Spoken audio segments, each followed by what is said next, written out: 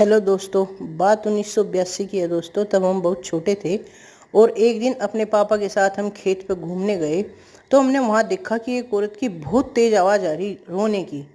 हम उसके पास गए, हमने पूछा क्यों रो रही हो। उसने कहा कि जिसके खेत में मैं यहाँ काम कर रही हूँ ये मुझे पकड़ के ले आया और मुझे बेच दिया। ये कह रही थी वो बेच दिया, पता नहीं पकड़ के ले आया। वो उसे बहुत मारता था और पशुओं की तरह उससे काम लेता था, पूरा खेत में लगा देता था काम करने पे। और वो शाम तक काम करती थी और फिर उसे घर ले जा, फिर वहाँ पे काम करती थी। फिर ऐसे ही उसका रूटीन था, रोज सुबह ही ला के खेत पर खड़ी कर देता था। बड़ी जोर जोर से रोया करती थी।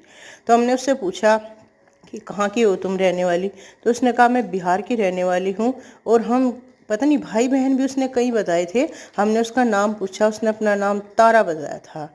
दोस्तों बात बहुत पुरानी हो चुकी है लेकिन आज भी हम इसको याद करके सिहर उठते हैं।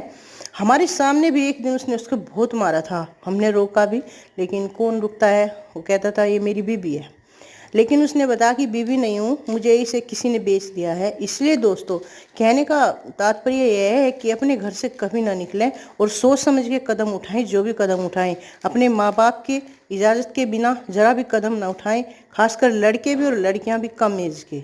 धन्यवाद।